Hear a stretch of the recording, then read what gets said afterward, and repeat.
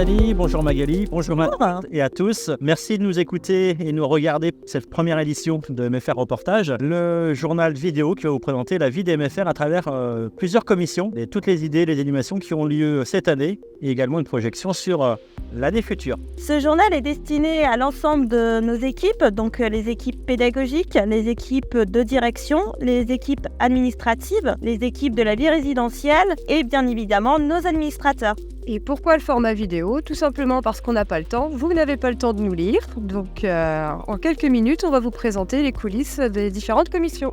Tout d'abord, nous laissons la parole à nos représentants de la communication pour nous parler de ses objectifs et du rôle de cette commission.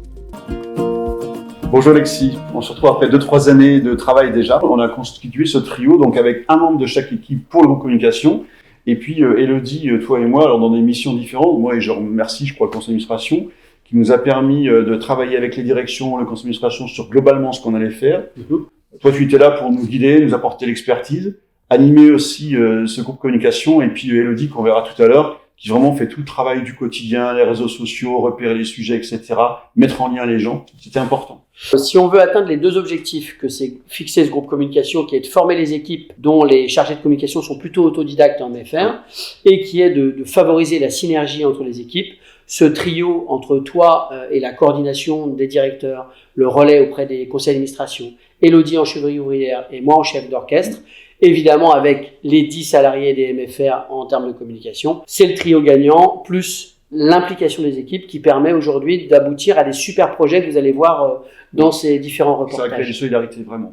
Parce que nous, on avait affaire en fédération à la notoriété, et puis aussi la communication interne, parce que dans les réseaux, c'est vraiment important. Des vraies solidarités et on va voir une vraie dynamique aussi bien avec des objectifs de notoriété de la marque que sur la com interne. Vous allez le voir dans tous ces reportages et c'est vraiment chouette. Merci pour la confiance Hubert. Tout le plaisir de partager aussi. Merci pour cet éclairage. Maintenant Nathalie, est-ce que tu peux nous parler de la genèse du groupe communication ? Alors tout a commencé en 2020, sortie de Covid, où on a eu notre première réunion pour apprendre à se connaître, donc pas facile parce qu'on était quand même tous masqués. Et le but de cette journée, c'était vraiment se découvrir par des jeux de théâtre, jeux de rôle, et puis les grandes lignes de qu'est-ce que la communication et comment on va faire pour communiquer tous ensemble. Merci beaucoup Nathalie pour cette présentation. Nous allons continuer par vous présenter les différentes actions réalisées par le groupe communication pour développer la notoriété de la marque à travers différents objectifs, la refonte des différents sites web, puis l'intervention de Super Echo, notre influenceur youtubeur.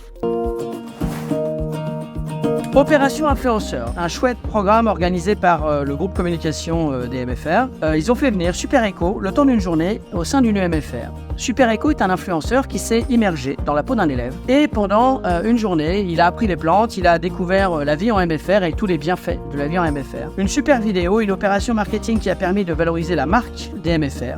Auprès de plus de 20 000 vues à ce jour sur cette vidéo. Et c'est vraiment une opération de notoriété sur la marque qui a de très beaux retours encore aujourd'hui.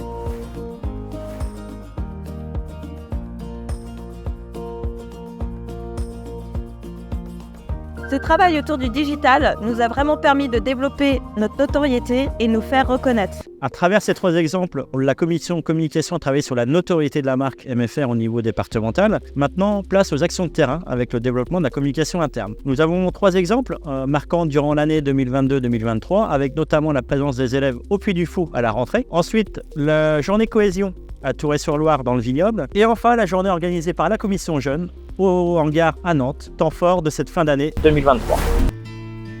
En septembre 2021, l'ensemble des élèves de Loire-Atlantique ont été au Puy du Fou. Cette sortie a été organisée par le groupe communication, les MFR de Loire-Atlantique, et elle avait pour objectif, après cette période de Covid que nous avons tous connue, de recréer du lien entre les élèves. À l'issue de cette sortie, les élèves ont été enchantés, les témoignages des familles l'ont montré également, ce fut une réelle réussite. Effectivement, Stanislas, c'était une super journée. Il y a également eu un deuxième temps fort qui était celui où les équipes se sont rassemblées au vignoble de Thoiré. On avait été un petit peu briefé sur le déroulement de la journée. On savait qu'on allait travailler sur la démarche RSO, qui ne parle pas forcément à tout le monde. Donc Voilà, c'est top de pouvoir découvrir ça à travers des petites activités, des petits jeux en équipe. C'est intéressant puisque les MFR, c'est avant tout un réseau. On travaille, c'est intéressant de travailler en équipe, de se retrouver et de pouvoir échanger sur ce qu'on peut mettre en œuvre chacun dans nos maisons et puis partager nos bonnes idées. Je trouve que c'est une belle initiative. C'est vrai qu'on est 10 MFR sur le département et on se croise bien sûr sur des temps de commission ou d'autres temps organisés sur des journées sport, etc. Mais le fait de prévoir des activités en mélangeant l'ensemble des personnels, je trouve que c'est une belle initiative. On se retrouve de différentes maisons, on a appris à se connaître, on se connaissait pas forcément tous. Donc c'est une bonne idée, c'est dans la bonne humeur, c'est sympa. Ça permet de rencontrer, d'échanger autour de petits jeux interactifs malgré tout, quoi. Je suis convaincue que ça va être très bénéfique pour tous. C'est ludique, c'est la convivialité, c'est de la bonne humeur et c'est vrai que les équipes qui organisent sont vraiment très impliquées et très dynamiques. Il faut les féliciter. Il faut laisser du temps aux équipes pour s'occuper de la communication et ça c'est une problématique qu'on a récurrente depuis de nombreuses années, mais il y a de la bonne volonté, il y a plein d'optimisme et donc on arrive à faire des belles matinées comme ce matin. Santé Aux équipes. aux équipes. Une belle journée de cohésion avec les équipes. Autre action menée avec la commission jeune, une journée au skatepark qui a fait le plus grand bonheur de tout l'ensemble des élèves, 44. Alors moi je suis Bruno Douillard, je suis le directeur de l'établissement. Donc là vous êtes dans un skatepark associatif, le plus grand skatepark indoor de France. Ce lieu a pour objectif de promouvoir et de faire découvrir les pratiques de glisse urbaine à un plus grand nombre, donc au maximum de personnes de tout âge. On va développer des compétences ou des capacités autour en fait de ces événements. Il y a toutes ces habiletés motrices et psychologiques pour moi. Et en plus de ça, ils vont amener justement ces arts de rue et ils vont apprendre quelque chose parce que chacun raconte son histoire, les intervenants qu'on a. Et donc du coup, il y a un mélange qui se passe, il y a des interrogations. J'ai trouvé ça hyper intéressant parce qu'il y a un mixage qui est hyper bien. Moi personnellement, c'est vrai que je suis issu du monde du sport, sport collectif, donc tout ce qui est autour de l'entraide. Je vois, là on était au beatbox tout à l'heure avec un groupe, une qui était un peu en difficulté, c'est que les autres l'encouragent pour justement créer une petite émulation dans le groupe et que... Il n'y a pas forcément cette notion de compète qu'on a dans les sports collectifs qu'on a sur les autres journées. C'est vraiment ces valeurs-là d'entraide, de s'encourager, de découverte et de plaisir. Oui, si, ça se passe bien, oui. J'arrive pas à toutes les épreuves, mais c'est pas grave. J'avais pas d'a priori sur ça, je me suis dit ça va être bien parce que c'est plein d'activités différentes et finalement, c'était bien, quoi. Franchement, merci. Franchement, c'était excellent. On s'est de ouf amusé. Enfin, c'est pas fini, mais c'est excellent. Vraiment à refaire. Je pense qu'on va être pas mal à revenir ici par la suite.